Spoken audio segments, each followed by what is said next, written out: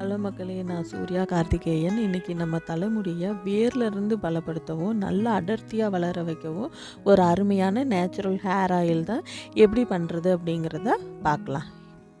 என்னென்ன யூஸ் பண்ணியிருக்கேன் அப்படிங்கிறத பார்க்கலாமா? செம்பருத்தி, வேப்பிலை, வெந்தயம், வெட்டிவேர், கருஞ்சீரகம், மருதாணி, கருவேப்பிலை, வெங்காயம், கற்றாழை, கரிசலாங்கண்ணி, ரோஸ்மெரி, நெல்லிக்காய் நான் சேர்க்க விட்டுட்டேன். அதுக்கப்புறம் நான் தட்டி போட்டிருக்கேன். எனக்கு வேப்பிலை கிடைக்கல, அதனால் வேப்பிலைக்கு ஆயிலாக யூஸ் பண்ணியிருக்கேன். முதல்ல இது எல்லாத்தையும் எடுத்து லைட்டாக அலசிக்கலாம். ஏன்னா எனக்கு வீடு அப்படிங்கிறனால நிறையா வண்டிலாம் போய் ரொம்ப தூசியாக இருக்கும். அதனால் ஃபுல்லாக நம்ம அலசிக்கிறது எப்போவுமே நல்லது தானே. நல்லா அலசிட்டு மிக்சியில் ஒரு கொரப்பாக இருந்தாலும் சரி, கொஞ்சம் மையாக இருந்தாலும் ஒன்றும் பிரச்சனை இல்லை. ஆனால் ரொம்ப தண்ணி இல்லாமல் ரொம்ப திக்காக நம்ம அரைக்கணும். ரோஸ்மெரி, கருஞ்சீரகம், அடுத்து ஊற வச்சுருக்கிற வெந்தயத்தை ஜாரில் போட்டுட்டு நம்ம அலசி வச்சுருக்கிற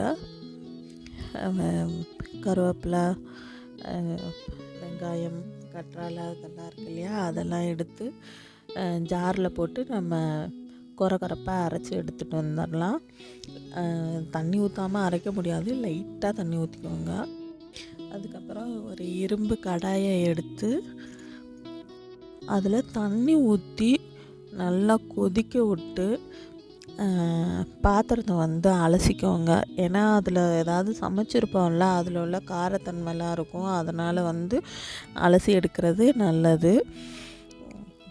அதுக்கப்புறம் தேங்காய் எண்ணெயை ஊற்றி சிம்லையே வச்சுருங்க. ரொம்ப அதிக ஃப்ளேம் வைக்க வேணாம்.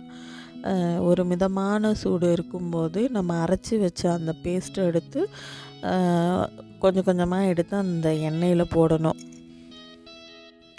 லைட்டாக மொறுமொறுப்பாக வரைக்கும் நம்ம அதை கொஞ்சம் கிளறி கொடுத்துட்டு இருக்கணும்.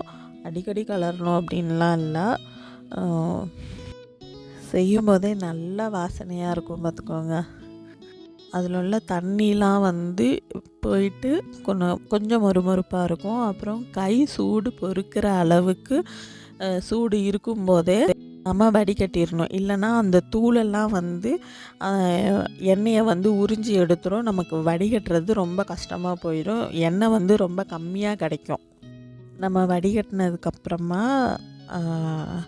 ரோஸ்மெரி, வெந்தயம், வெட்டிவேர் இதெல்லாம் அதுக்கப்புறம்